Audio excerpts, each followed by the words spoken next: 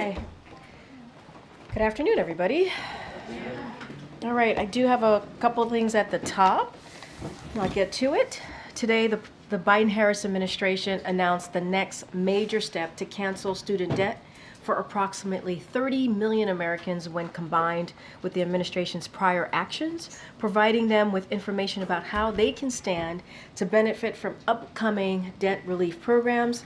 In April, the president announced his administration's new plan to deliver relief to millions of Americans, including those whose balances have grown due to runaway interest and those who have been repaying their loans for a very long time. This is in addition to the nearly 5 million Americans who have already received relief. Despite attempts by Republican elected officials to block our efforts, this administration is committed to fixing our broken student loan system and giving Americans a little bit more breathing room. Next, I want to highlight our new announcement to address the overdose epidemic and save lives. Since day one, the administration, President Biden, Vice President Harris, have prioritized action to combat the scourge of illicit fentanyl and beat this crisis, leading to the first decline in overdose deaths in 5 years. These actions include stopping more illicit fentanyl at ports of entry in the last 2 years than in the last 5 years combined, sanctioning over 300 persons and entities engaged in the illicit drug trade, making naloxone a life-saving opioid overdose reversal medication widely available over the counter, and mobilizing global leaders to join the fight against this global epidemic. Today, the Biden-Harris administration is announcing 2 new initiatives to build on these ongoing efforts, including a new national security memorandum directing every federal agency and department to do even more to stop the flow of narcotics into the United States, and a call on Congress to pass legislation that would close key loopholes drug traffickers exploit, increase penalties on drug traffickers, and more. We also continue to call on Congress to pass the bipartisan border security agreement, which would deliver funding for thousands more border agents and 100 more high-tech drug detention machines. Congressional Republicans must stop putting partisan politics over American safety and national security. And today, as you can see, we have 2 guests joining us to speak on both domestic news and foreign developments. First up, we're joined by Secretary of Agriculture Tom Vilsack to discuss new actions the administration is taking to address the effects of discrimination in farming and ranching. Thanks to the President's Inflation Reduction Act, this historic action delivers on a promise the president made to help farmers and ranchers who were unable to access federal resources due to discrimination in farm loan programs. Farmers and ranchers work around the clock to put food on our tables and steward our nation's land. So it is critical we do everything we can to support them, especially when they suffer the injustice of discrimination. President Biden will continue to ensure that all American farmers specifically and ranchers have the tools and resources they need to be successful. And with that, Secretary Vilsack, the podium is yours. Thank you. Corinne, thanks very much. As I briefed the President today, the Department of Agriculture has just completed an important step in advancing a key commitment that the President made. We're able to announce today, thanks to Section 22007 of the Inflation Reduction Act, that more than 43,000 individuals in all 50 states, the District of Columbia, Puerto Rico, the Virgin Islands, and American Samoa are receiving direct financial assistance in response to discrimination that they reported to have experienced at USDA farm lending programs prior to 2021. This action advances a key priority of President Biden and Vice President Harris when they laid out an executive order signed on day one to advance racial equity and to support for underserved communities through the federal government. Now, this financial assistance is not compensation for anyone's loss or the pain endured, but it is an acknowledgement by the department. And our hope is, and the President's hope is, that this financial assistance will help many farmers stay on the farm, contribute to our nation's food supply, and continue to do what they love. The culmination of this program is an important marker in our effort to rebuild trust and to make USDA an equitable and accessible department that truly serves all of its customers. And it's the result of a lot of really hard work by many, many people deeply committed to that effort, and as well by third-party organizations that directly administered this program. This announcement is significant. It represents USDA acknowledging and responding to reported past discrimination, such as racial, gender, or disability discrimination. I'm grateful to the individuals who took time to complete applications and in doing so relived their stories, which I know for many was not an easy task. Our priority has been getting the assistance out the door. The work will continue as we analyze the information provided, dig into details, and assess what it tells us about ways in which we can continue to break down barriers at USDA. Now, we're committed to releasing additional information about these awards as our analysis continues. This is also a milestone in connection with our implementation of the Inflation Reduction Act, which has made historic investments across dozens of USDA programs to keep farmers farming, to invest in climate-smart agriculture, and we've worked hard in ways that reach historically underserved and new and beginning farmers. We're supporting the development of a clean and more affordable energy infrastructure, and we're improving the health of our country's forests and making them more resistant to wildfires. To date, we've obligated over $12 billion of that funding, which in many cases has reached the smallest, most rural, and often most under-resourced communities. What the Inflation Reduction Act has done in many cases is to give us the tools at USDA, not just to help people, but to show to them that USDA is open for business to them.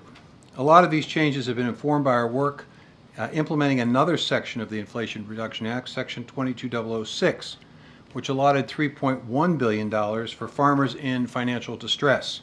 Through the 22006 program, we've been able to work directly with over 43,000 farmers as well who had loans through USDA but who were struggling to repay them, providing them some relief.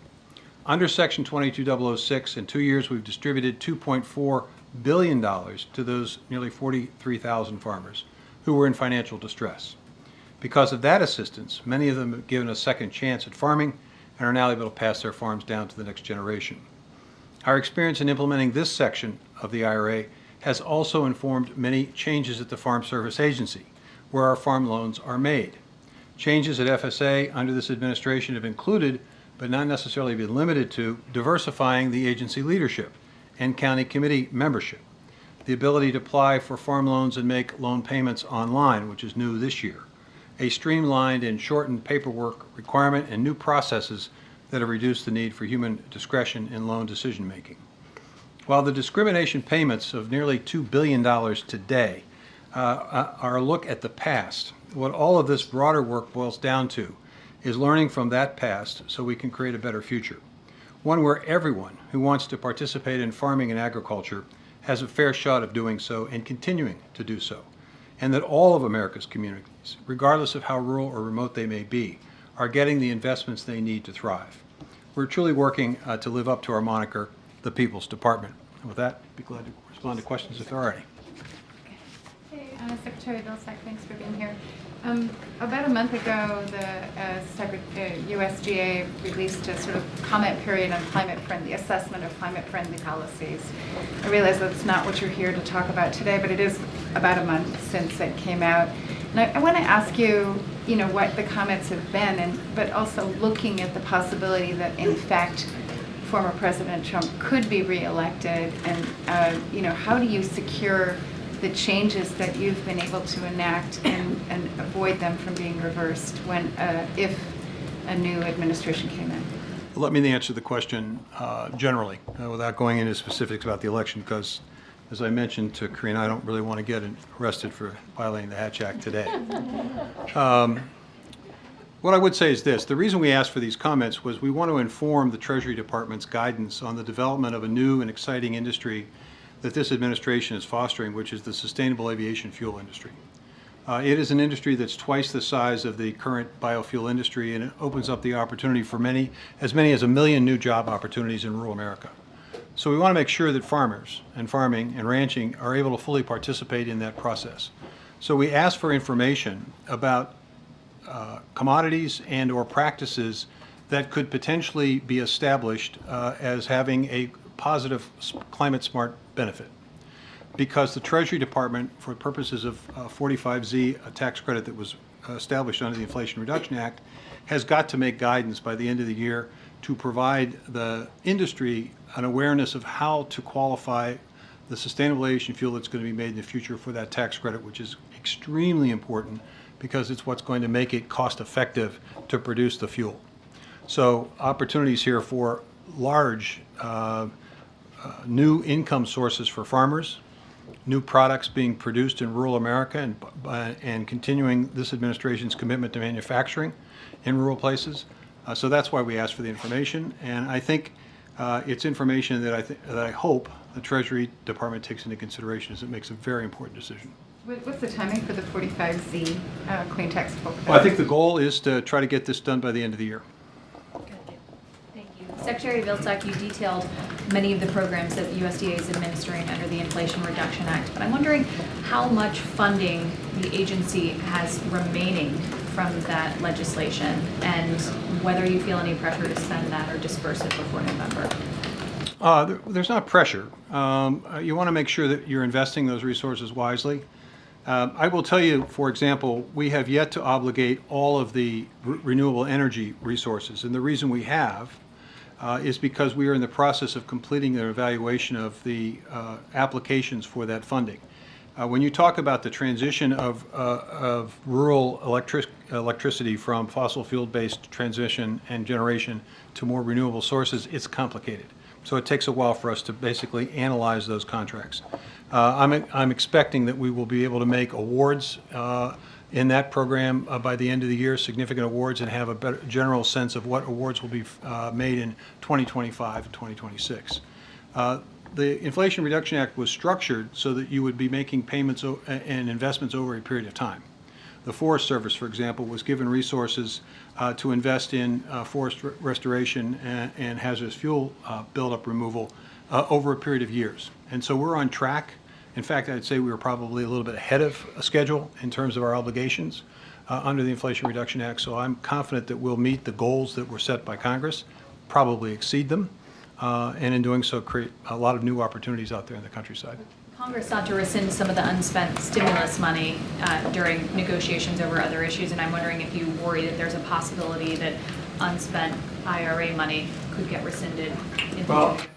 That would be a serious mistake on the part of Congress to do this, because there is genuine interest. The level of applications we received under the IRA would suggest that there is interest above and beyond the amount of money that was provided by Congress. And in that circumstance, I think the message that's being sent by rural America is this is resources that we need, that we want, and we should preserve. Thank you for being here, Mr. Secretary. I think, if I'm not mistaken, earlier this week, you and the USDA announced that there were going to be about 25 separate counties, at least ones in our area, Virginia, West Virginia, Maryland, that qualified as primary natural disaster areas due to drought conditions. Clearly, we've been keeping an eye on this and keeping with the conversation about climate change. Can you give us a better understanding of where you have seen this go and what the impact has been in terms of the American investment required to help sort of accommodate these communities and where it is going? Well, I can tell you that we have a number of programs, and if you're interested in knowing all of the programs that are impacted by drought or any other disaster, we have a tool on our website, Disaster at a Glance, which will tell you, based on the criteria, whether it's a tornado or a flood or whatever it might be, what programs are available.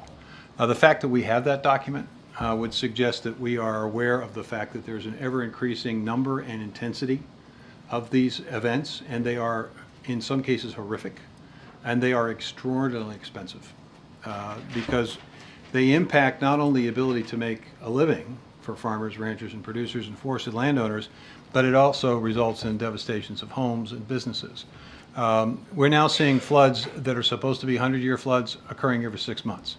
We're seeing droughts that are supposed to last for a year, lasting for multiple years, in fact, over a decade. We're seeing tornadoes that are just incredibly powerful. I didn't know what a derecho was until a couple of years ago, so the fact that we have things that I've never heard of in my life now coming up on a regular basis in the Midwest tells you that there's something going on here, which is why it's important for this administration and for future administrations to continue to invest in climate smart practices. Frankly, it isn't just about dealing with the climate issue. It's about creating a whole new American economy that creates new job opportunities and, as the president likes to talk about, rebuilding that middle class.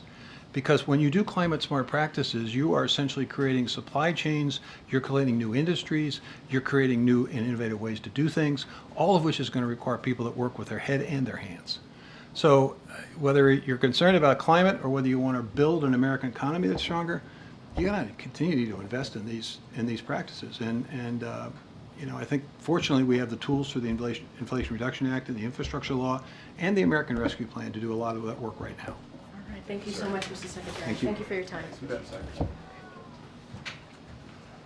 All right, and now I'm going to turn it over to Admiral John Kirby to talk about the Middle East developments that we've seen over the last 24 hours or so. Okay. Everybody, just a quick note on Venezuela, too, before we can get into any of that. I want to note that our patience and that of the international community is running out. It's running out on waiting for the Venezuelan electoral authorities to come clean and release the full detailed data on this election so that everyone can see the results. You may have seen the Carter Center, an independent observer, just earlier this morning released a report stating that, quote, Venezuela's 2024 presidential election did not meet international standards of electoral integrity and cannot be considered democratic. They concluded that the, quote, electoral authorities' failure to announce disaggregated results by polling station constitutes a serious breach of electoral principles. We share those concerns. Matter of fact, this afternoon, the Organization of American States Permanent Council is going to hold a meeting to address the results of the electoral process in Venezuela. I'm not going to get ahead of that meeting, of course. I would simply reiterate that the United States joins other democracies in the region and actually around the world in expressing serious concerns about these subversions of democratic norms. Now, as you all know, the Venezuelan people have taken to the streets to demand that their votes be counted. You can't very well blame them for that. We have serious concerns about the reports of casualties, violence, and arrests, including the arrest warrants that Maduro and his representatives issued today for opposition leaders. We condemn political violence and repression of any kind, and our hearts, of course, go out to all the families that have lost a loved one or facing injuries they got to try to recover from. Alongside the international community, we're watching, and we're going to respond accordingly. Now, as Corrine alluded to, I know that you're all interested a whole heck of a lot in events that occurred in the last 24, 48 hours in Iran and Lebanon. I want to manage expectations here and let you know that there's going to be a significant limit as to the operational detail or anything else that I can talk about today. So I just, as precursor, I just want to let you know I'm happy to take the questions. I don't know that you're going to like all the answers. Well, with our expectations tempered, can you talk about whether the United States had any previous knowledge of the assassination beforehand? No. Again, I'm not in a position to. Just want to. No, you can't say that we had knowledge, or no, we had no knowledge. Well, you throw your voice pretty well all the way to the back of the room. You just need a puppet. Let me just clarify here. I'm not in a position to confirm the reports coming out of Tehran. I've seen the statement that Hamas put out. I can't confirm or verify. We have no independent confirmation. But I can state that I also have no conversations around that reporting that I could speak to today. And can you talk about the White House's view on an impact on a potential ceasefire and how much this complicates and delays the prospect of one? It's always been a complicated process. I mean, my goodness, how many times have we talked about it in the last few months and even in just the last few weeks? I think it's too soon to know what any of these reported events could mean for the ceasefire deal. But if I could add 2 points. One is that doesn't mean we're going to stop working on it. In fact, we have a team in the region right now as we speak to try to continue to work with our counterparts to move this forward because it's that important. And number two, as I kind of alluded to earlier, it's always been complicated work. And it's not like the complications with every passing day get easier. And that includes today. Our job since the beginning of this conflict in addition to making sure Israel has what it needs to defend itself, in addition to making sure the people of Gaza aren't suffering more than they already are, is to manage risk in the region. One of the things the president's been very focused on is trying to prevent escalation here. That work is complicated and difficult every day, and that includes today.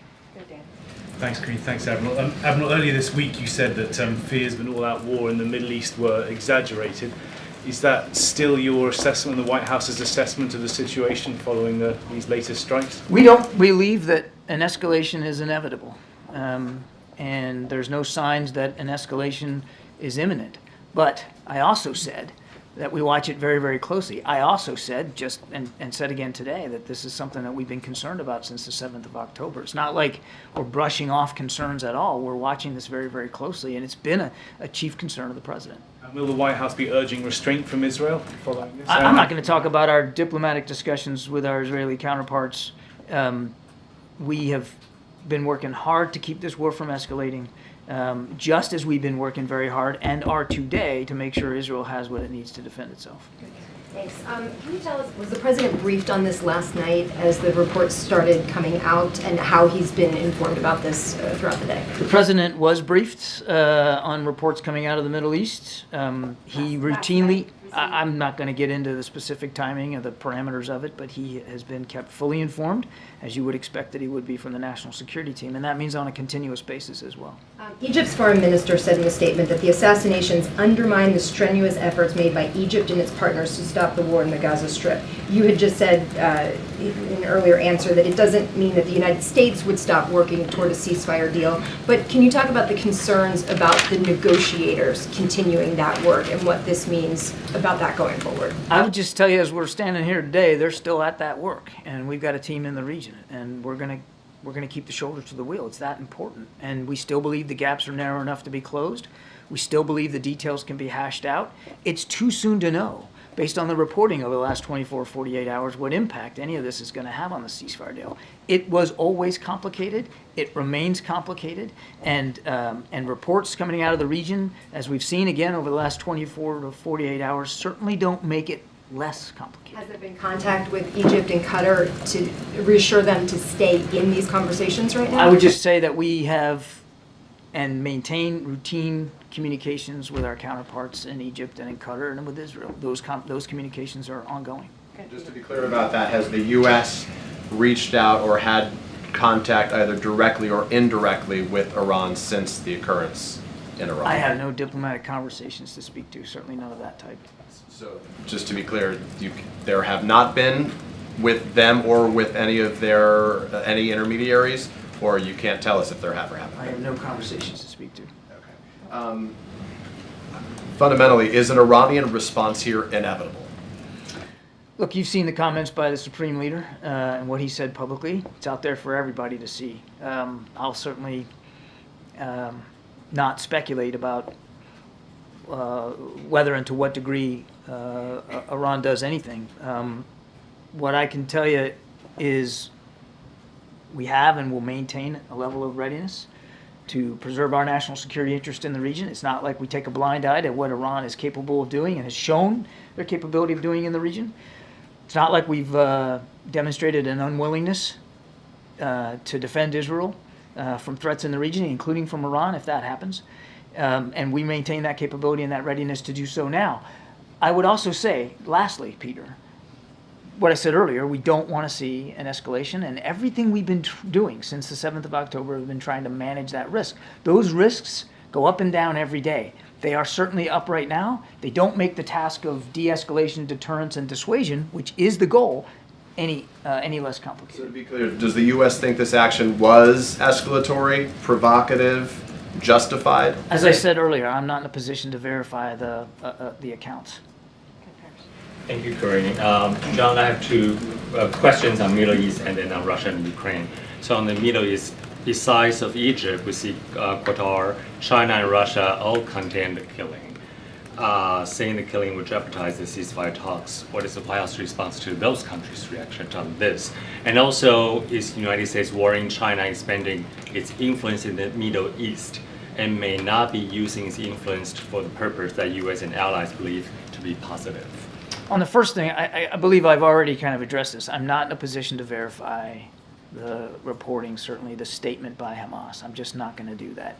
On China, we've said many times, we would welcome any credible role by China or any other nation, whether they're in the region or not, that want to help get involved and de-escalate the tensions and help us bring this war to a close and make sure that Israel's security is guaranteed going forward. Any other nation's contributions that can be done in a credible, transparent, and sustainable way would be welcome. We've simply not seen that coming out of the PRC. In Russia and Ukraine, does United States know the whereabouts of Paul Whelan? And can you confirm the report that the first delivery of F-16 jets in Ukraine? Look, on your first one, all I'll say is that we have been consistently, since the beginning of this administration, working hard to bring home Americans that are wrongfully detained overseas, and the attention that the president has paid personally to the cases of Paul Whelan and to Evan Gershkovich from the Wall Street Journal is very, very high, as is the whole team, and we continue to work at that very, very diligently. On the second question, you'd have to talk to the Ukrainians. I'm certainly not going to talk about weapons capabilities. I will only add that, to remind, as we have said, and said at the NATO summit, that the process of providing F-16s to Ukraine continues to move forward. We've said that they will be operational by the end of the summer. We have no reason to doubt that. Thank you so much, Karine. Hi, John. On Venezuela, two questions. One about the call with President Lula yesterday. Did President Biden ask anything specific from the Brazilian president, any kind of help to moderate the situation in Venezuela? The president was grateful for the time with President Lula. They obviously talked about the electoral results in Venezuela and our concerns about where that's leading to. I won't go beyond the readout, though, in terms of specific asks. The president was grateful for President Lula's time. And another one, because as you were saying, the United States and other countries like Brazil are asking for the full release of the voting count. But 3 days later, as you're saying, the patience is running out. There is no indication that Maduro will release, give in to this international pressure and release the data. On the opposite, as you were saying, there is violence now. They're persecuting people protesting against the results. So does the U.S. still believe that Maduro can be convinced to release this data, and how long is the U.S. willing to wait? What is the strategy? They need to release it. We've been calling for it. As I said, our patience is running out. Those electoral authorities, which obviously work for Mr. Maduro, they need to release the data, the tabulated data, so the world can see exactly what happened here. And we're going to continue to call for that. And as for consequences, I won't get ahead of policy decisions that haven't been made yet. Does the White House recognize that Edmundo Gonzalez won the election? Again, we want to see the full tabulated data from the polling places. We want to see something that can be verifiable and can convince not only the United States but the international community about what the results actually were. Okay, a couple more. Go ahead in the back. Hi, John.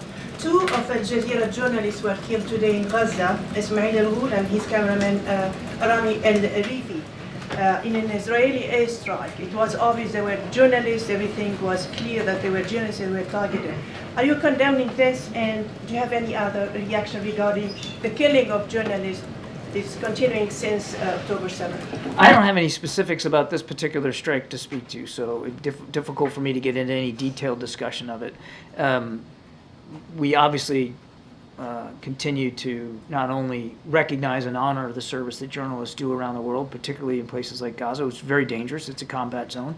We know that takes a special kind of bravery for a journalist to go on the ground in a place like that, and we want to make sure, as I think Karine has mentioned herself in just the last day or so, that press freedoms are observed and recognized and respected, and that reporters are allowed to do their job, and that includes covering the war in Gaza. But I just don't have any detail on this particular strike to be able to characterize it one way or the other. Obviously, our hearts go out to the families and all those who are touched and affected by this terrible loss. I know we've talked about what you've said before about the temperature going down, but Secretary Austin also spoke about this and said that the sense was that the temperature was going down in the Middle East. So can you say to what extent this doesn't help. Was a surprise? Like was These the U.S. reports over the last 48 hours certainly don't help with the temperature going down. I'm not going to be Pollyannish about it. We're obviously concerned about escalation. And again, without confirming the reports over the last 24 in terms of Tehran, certainly the IDF has already spoken to operations that they've conducted elsewhere. All of this adds to the complicated nature of what we're trying to get done. And what we're trying to get done is a ceasefire deal that can get you 6 weeks in phase one, get a lot of hostages, the most at-risk, out of there and home with their families, and get some more humanitarian assistance in there. I know I keep coming back to that, but it's important that we do keep coming back to that, because that's what we're really trying to drive at. And if we can get to phase one, by God, we can maybe get to phase two. And if you can get to phase two, maybe you can get a cessation of hostilities. When you have events, dramatic events, violent events, caused by whatever actors, it certainly doesn't make the task of achieving that outcome any easier.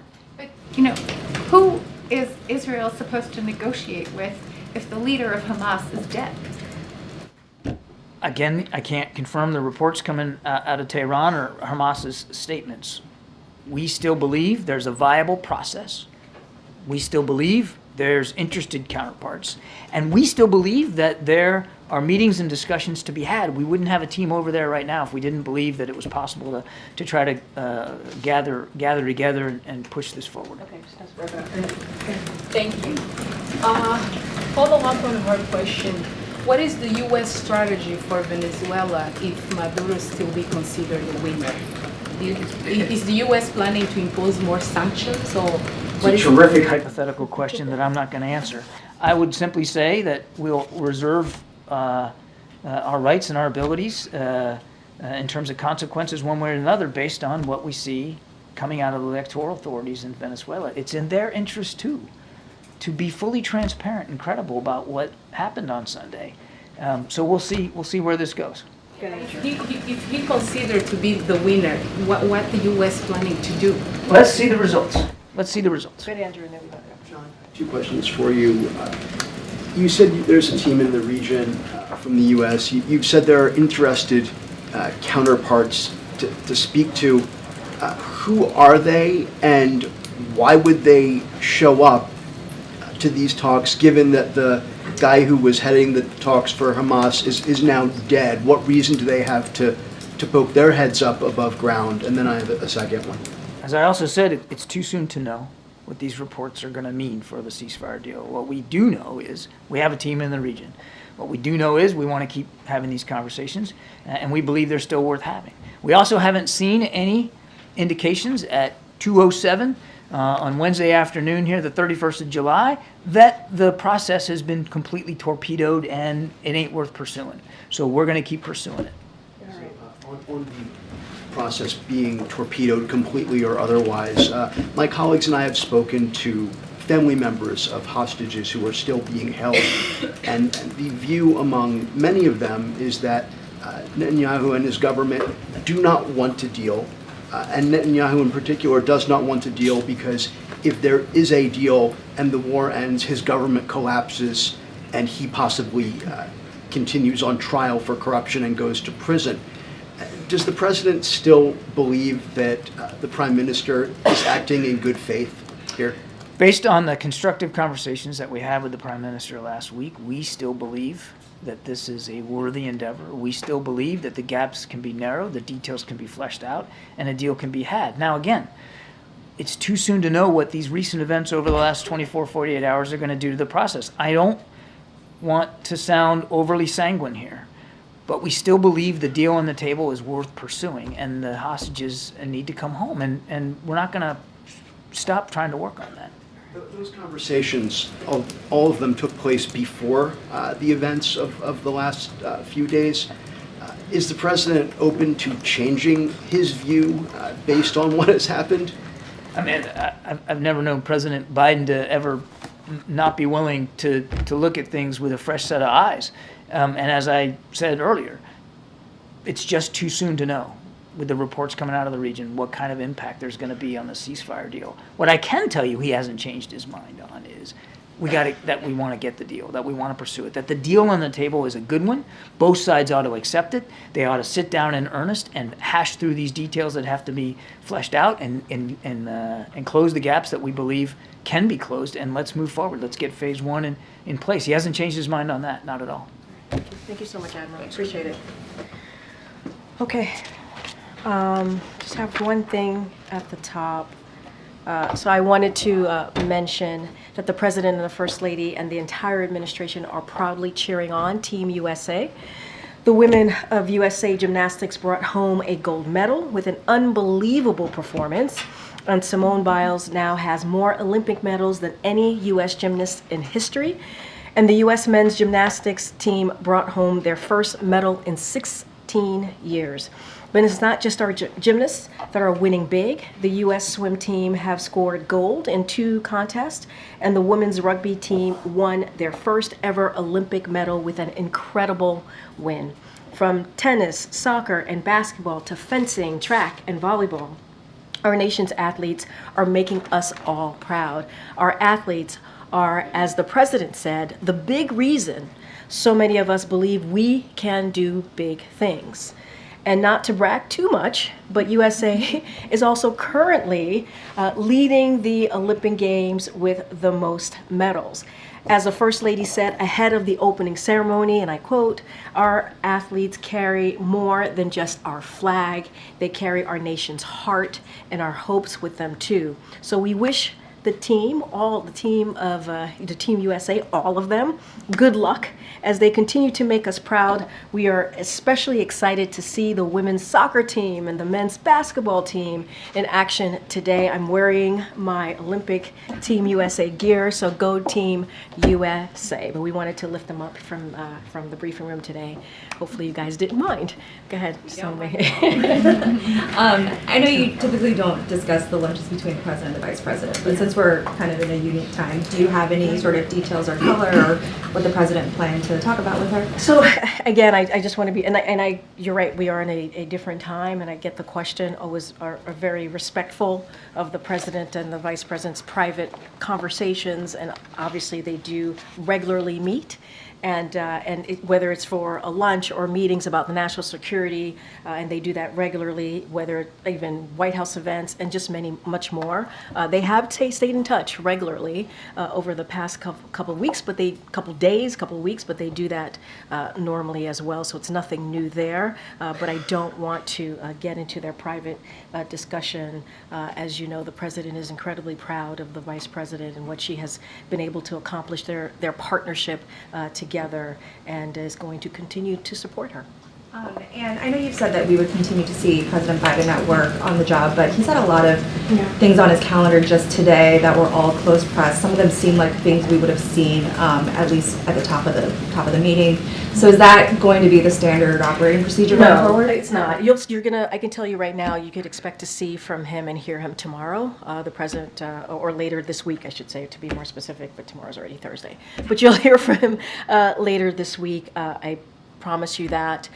Look, every event we assess it differently as it relates to press access. The Secretary Vilsack, we brought him to the podium because you wanted to make sure you heard directly from him on their conversation. They met obviously this morning to talk about this new announcement as it relates to the Inflation Reduction Act, and he's going to continue to get briefings all day. I talked about the fentanyl announcement, but it will not be the norm. It will not. You will hear from the president later this week, and he definitely wants to continue to make sure you have access. He had a little bit of a press conference, if you will, at 1:15 in the morning the other day, and so he certainly wants to continue to take your questions and see all of you, and so that's not going to stop. What is the event later this week? So I don't have anything to share at this time, but certainly we will, as you all know, when we lock things in, we certainly will share that. But you will see and hear from him for sure later this week. And this is your first time in the front row. Hi. I appreciate it. Thanks for the Will? welcome. Yeah, Hi, good to Will. see you. Good to see you. Just staying on the vice president, I know you Yeah. can't talk about their meeting and whatnot, but in terms of medical records and physical, are we going to see a little bit of sunlight on the vice president's health as we get closer to the election. So I know there was a lot, we were getting some incoming on this, and I know there's a lot of interest. The Vice President's office asked that you refer we refer those questions to her office, and so they will be gladly able to take those questions from all of you. And just one other question I wanted to ask as well. The President previously committed to talk to Black journalists at NABJ. I don't know if you're attending or going to Chicago for NABJ. We've seen you there before. He's no longer a candidate, and there's some back and forth between the Harris campaign and NABJ. Yeah. But does the President have a message for those Black journalists there at the conference? So April Ryan asked me a question about this yesterday, and look, when it comes to Black journalists, we want to make sure, and obviously in all Americans, including Black journalists, that we have an opportunity, and obviously talking to Black journalists is obviously talking to the community, and so it's important that we do interviews as we've normally done with Black-owned publications, and we have done that from the President to the Vice President to myself to other senior members of his team, because we understand how important to have that kind of entry point into the community. And so that is something that we have been very proud of doing the past 3.5 years, and we will certainly continue to do that. As it relates to NABJ, that it was a campaign decision, so I would have to obviously refer you to the campaign.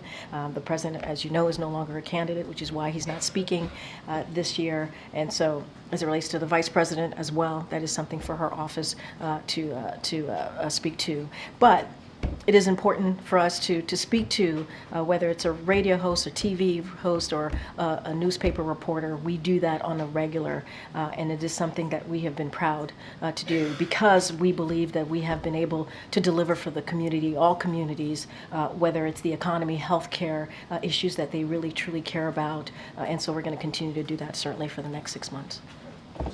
Good, Jackie. Thank you, Corinne. Just following up on Sungmin's question, could you sort of give us an idea of how much the President's schedule has changed since the ticket changed? Because if you look at what we look at, the big event on Tuesday was a phone call. The big event today is a lunch. Tomorrow, we don't know what he's doing. Friday, he heads to Delaware. Yeah. It lends itself to the appearance that he's done governing.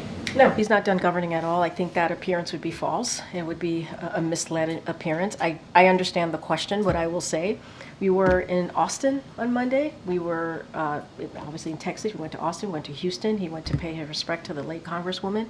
He went to Austin to make a very important announcement, as we went back and forth on this yesterday on SCOTUS reform, which is something that majority of Americans want to see. We got back. We landed on Marine One on the South Lawn at 1 o'clock in the morning, took some questions. That was something that he wanted to do.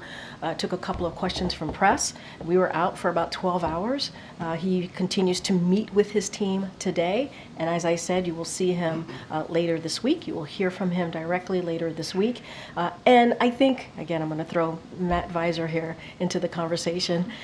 We are recalibrating. I mean, that is very true. I mean, there is a change in just him stepping down for re-election. He's still very much the president, and we're trying to figure out what the next 6 months are going to look like.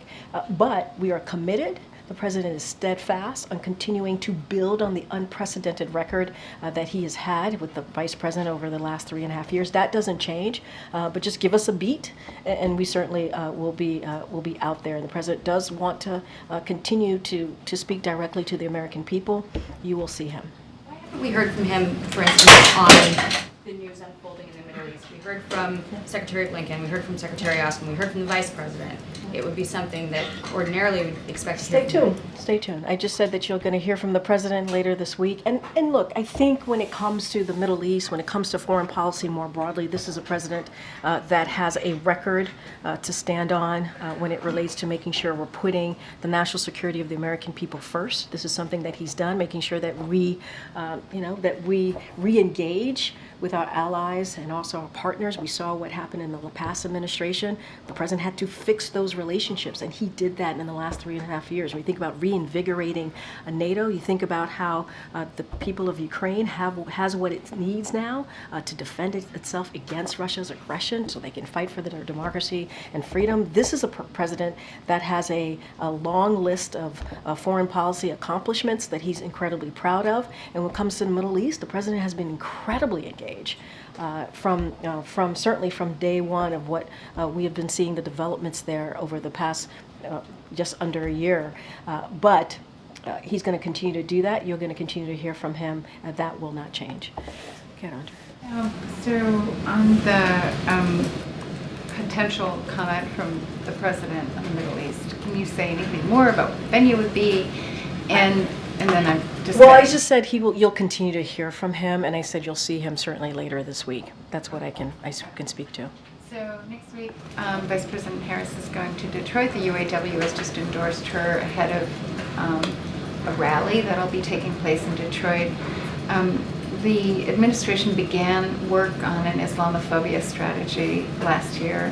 Do you have any kind of an update for us on what's going on with that? Like, when are we seeing results?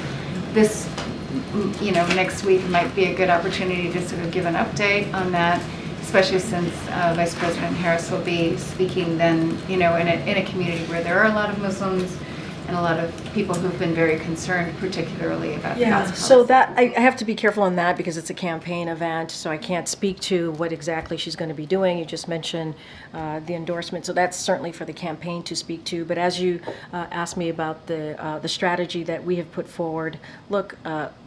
The strategy that we've put forward on anti-Semitism, anti-Islamophobia is the first of its kind. We are taking that incredibly seriously, and we wanted to put together an all-government effort to make sure that to make sure that Americans here feel safe, and to know that this administration is certainly taking awareness and doing everything that we can from an all-government approach to deal with this, whether it's through the Department of Education, Homeland Security, and Department of Justice.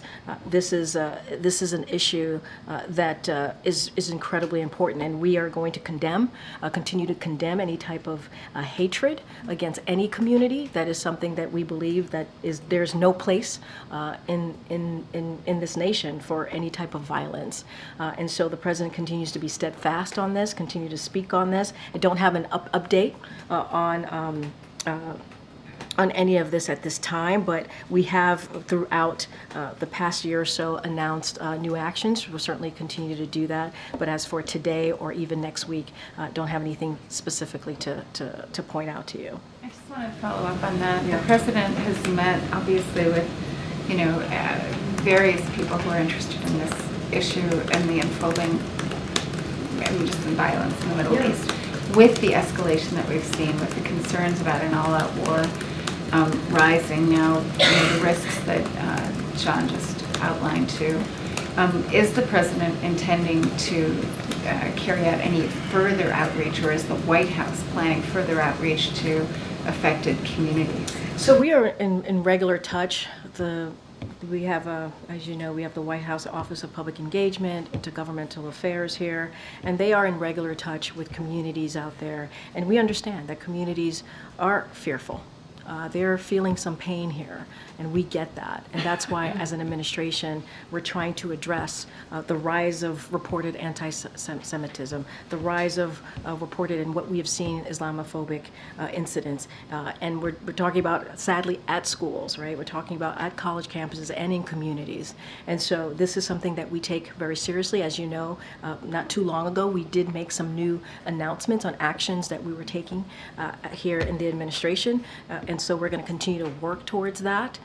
And to your question, we are in regular touch with communities, hearing them out, hearing also how can we be helpful, anything that they want to share with us that would be helpful to us, and how we continue to provide assistance and come up with actions that's going to be helpful to them. I mean, we've announced more than 100 new actions in the past year to deal with this type of hate, and so we're taking this very seriously, and it's an all-of-government approach here. Okay, Kayla. Thank you, Corinne. You said that with each event the president does, there's a discussion about whether to open it up to press and in what way. I'm just wondering if you could elaborate a little bit on the rationale behind not showing the president on 2 days where the vice president now has public events of her own. Is there a desire to not have the president out there publicly while she's campaigning? I mean, look, I'm not going to get into I'm not going to get into the campaign specifics here. What I will say is that you will get to see the president later this week, and look, it's a case-by-case basis, and that's kind of how we've always moved forward with when we think about these different events that we do here. The president will be out later this week. You'll get to see him. He will speak directly to all of you and to the American people. Obviously, I just don't have anything to share beyond that. But specifically yesterday and today, the rationale for not having him appear publicly? I just don't have any specifics here. It is assessed by an array of people, not just by my office. We tried to figure out what's the appropriate way of giving briefings to the president. And so, you know, he and Secretary Vilsack, for example, had a one-on-one conversation. They wanted to check in. They wanted to talk about this particular piece of the Inflation Reduction Act and how it's going to certainly help communities. Obviously black farmers in this regard, and so that was part of the conversation, but I just don't have anything else specifically. We will see the president later this week. You saw the president, he was out for 12 hours on Monday, spoke to all of you, took a couple of questions, and you'll certainly continue to see that. And in that 1:15 a.m. Discussion with press where he answered a few questions, he was asked about whether he would weigh in or have a discussion with the vice president on her running mate, and he said, "We'll talk." Is today that talk? Has it happened in the interim? I appreciate you all trying. I really do not have more to add to what the president said to your colleagues, as you said, at 1:15 in the morning on I guess Tuesday morning. I just don't have anything else to add. That is obviously, when it comes to that particular decision, that's something for her to make, and we trust that she will make that decision for what works for the American people. Go ahead, Michael. Yeah, thanks, Corinne. Oh, no. No, Joey. Joey. You've never called me Michael before. I know, it's been a while. It's been a while. It's all right. Hey, what's President Biden's reaction been so far on the strong initial enthusiasm the Democratic voters are showing for Kamala Harris's candidacy? She had a rally in Atlanta last night with over 10,000 people, raised more than $200 million a week, has improved on polling in battleground states from where Biden was. Does the president feel reassured about his decision to drop out of the election by what he's seen so far from Harris? I'm going to ask you, wouldn't you be reassured? No, but you just listed out what's occurred the past week. I don't even know. Everything is just coming all together past week or so. Again, campaign, don't want to get into specifics of numbers that you just ticked off and what we've seen. But, I mean, look, you just listed off some pretty incredible moments that we've seen with her campaign over the last week or so. And so, look, I think at the end of the day, what I can say, and I've said this before and I'll repeat it, is the president is incredibly proud of the Vice President Kamala Harris, and he has said that the reason why he chose her, the reason why he picked her to be his vice president back in 2020, almost 4 years ago, is because he believes she could lead on day one. And that we have to remember who the vice president is. She's been vice president for almost 3.5 years. She's helped be a partner in really big decisions that we've had to make here, whether it's domestic or foreign policy. She was a senator. She was an attorney general. She is incredibly qualified, and he could not think of anybody else who could have done this job, that he could have made this decision to take over the campaign, obviously. And so he's very proud of her, and I will just leave it there. And so he does feel reassured by that decision? I mean, he's proud of his decision. He's proud of his decision.